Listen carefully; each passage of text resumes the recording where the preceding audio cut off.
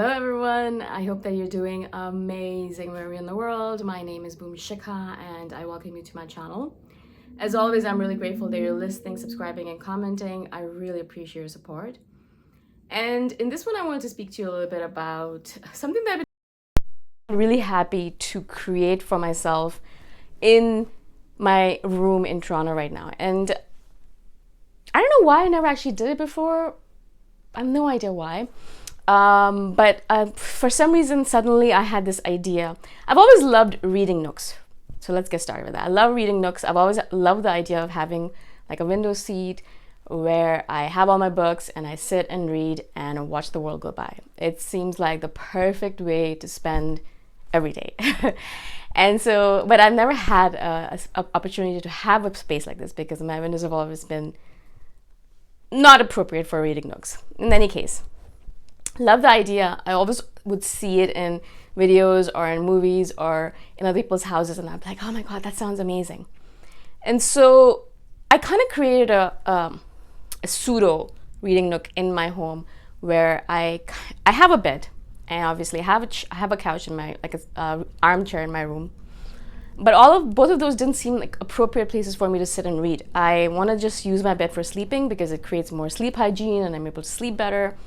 And so that, so that I can just, whenever I go into bed, I know I'm going into sleep only. I don't do anything else in my bed, just so that my brain kind of realizes, okay, as soon as I get into my bed and under the covers, it's time for sleep, nothing else, right? Even in the morning, I'll try to like get off my bed and sit on the ground if I'm checking my phone or whatever else, because I want to make sure that, because one of the main things for INFJs and for me as a person with ADHD as well is like, it's very hard. My brain's always running, always rushing. And so for me to calm down enough to sleep, it's a huge thing. And to not wake up in the middle of the night and start thinking again is also a huge thing, because I'm always like, oh, I want to do this, I want to write this, I want to blah, blah, blah. So, there's so much going on. I need to really create proper sleep hygiene and routines around my sleep. And thankfully that helps a lot, actually. If you are looking for something like that, make sure that you do set up all these routines for your sleep as well. So anyway, so I only use my bed for that. And then my couch isn't as comfortable for reading as I would like it to be. Also for some reason, I didn't like it as much. I tried it, I didn't feel good. It's good for watching movies, so I have my Netflix, well, that's fine. And so for some reason, at some point, I started lying on the ground and reading my books. It just happened as if like, I would put my pillow under my neck and I'd be on my belly and I'd be reading. And it was very comfortable. And then suddenly, somehow, I kind of scrunched myself up into the corner of where my bed meets the my drawers, like my chest of drawers, the stuff that holds my clothing is here and my bed is here. And so it's perpendicular. And so there's like this little space here, like a really tiny corner. And I wedge myself into that little corner with my pillows, and if it's cold, I'll have my blanket and my bottle of water, and I'll have like a little bowl of nuts so that, when I get peckish, I can just have a nut, like almond or something. And my books are right there as well. And I just sit there. And I'm literally just wedged into this corner. Like, there's a lot of space in my room. There's a lot of space. But I literally wedge myself into that little corner. I'm like reading as if I'm a little goblin or an elf. I have no idea. And so, I was telling my friends about it, and I was telling my sister about it, and someone else who's an INFJ, and my sister's an INTJ.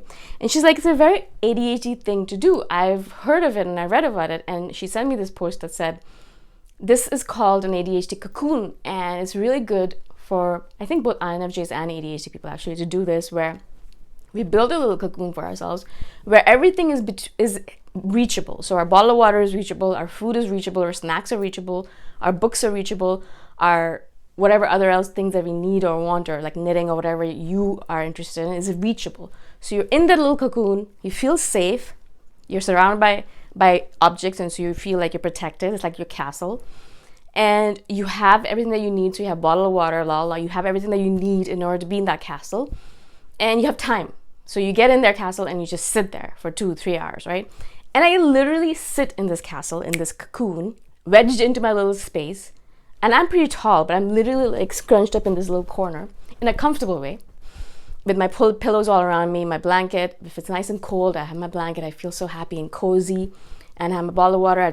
I drink every few minutes. I'll just gulp some water down. And I'm reading and I'm reading and I'm reading. I've gotten so much reading done in the past few days or a few weeks that I've had this little cocoon, this little reading scrunched up corner for myself.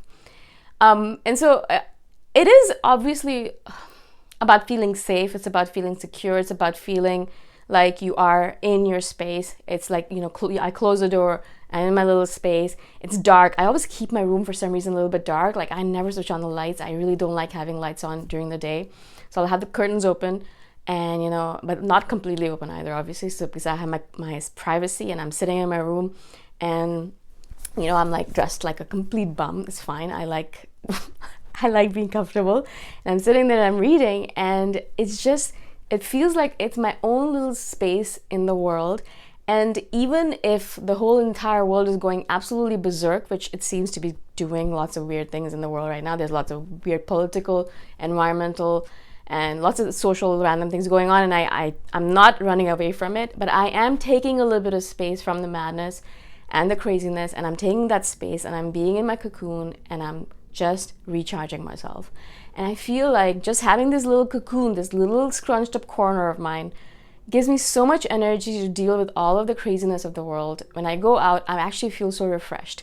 And every single time I feel like, I'm so tired, I just literally go back into my little corner. I have my bed, very comfortable bed. I have a very comfortable couch. Lots of couches in the house that I could sit in, but no, I want to come back, I want to scrunch myself into this cocoon, sit in my little corner, and I want to read or just be in that corner, in the darkness, in this cave-like setting that I've created for myself. I think it's really literally my cave. From my evolutionary brain is like, hey, I want to go back into my cave.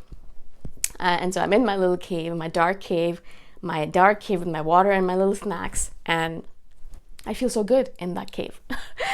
And so I really just wanted to share this with you, not because I want you all to become antisocial or anything, but I really feel like there's lots of ways to recharge ourselves, obviously, right?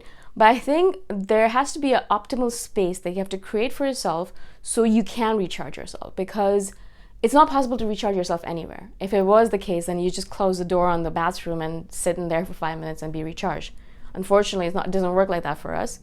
And so if you have the possibility, even just like I said, it can be literally a corner. Mine's a little corner that I'm scrunched into. So it can literally be a corner of one of your rooms.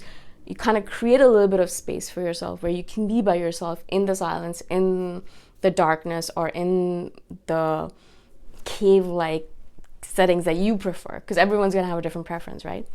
And so you have that little thing. And then I also have a Himalayan salt lamp that I switch on at night when I'm in my cave.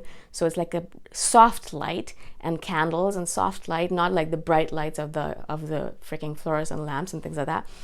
And then I'm in my little dark little cave and I'm just enjoying myself and I'm just chilling and I'm just loving it and I'm just recharging myself. And so I just wanted to share this with you because I love it and I'm so grateful to have this space. But I also thought that it would be, I think it's actually essential. I know I'm joking about it, but I think really, truly to be mentally stable and sane for an INFJ and a person with ADHD, and both as I am, I really feel like this cave is essential for us to get sane and to get recharged again, to deal with the world again.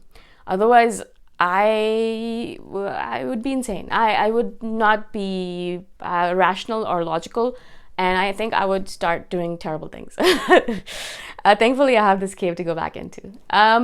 So if possible, I highly recommend that you find such a corner in your own room, in your own apartment, in your space, wherever it is. And even if you have your own room, which I do, which obviously I'm doing this in my room, in your room itself, you need this little corner, this little nook, this little cocoon, this little cave to protect yourself, to kind of create like this barrier around you and the madness of the world. It creates like this space for you to rejuvenate, to recharge yourself. Without which I feel like I would not be able to go out in the world and not yell at people all the time. Now I can go out in the world and be like, I'm pretty nice to people, reasonably nice to people, and I'm not like fighting with everyone all over the place because I don't have that much anger inside of me, because I have recharged myself. I have recuperated myself. I've kind of gotten myself back to balance, back to like level 0, whatever that means for you. So yeah, I'd love to know, of course, like your cocoon stories, your cave stories. What kind of cave do you have? Do you have like a closet that like part of it you've kind of created a cocoon or a cave in, or like a little meditation corner or whatever it is? I'd love to hear your stories about your cocoon and how they make you sane again. And thank you so much for reading, for listening, for being on my channel. I really appreciate your support, and I shall see you the next time around. Bye for now.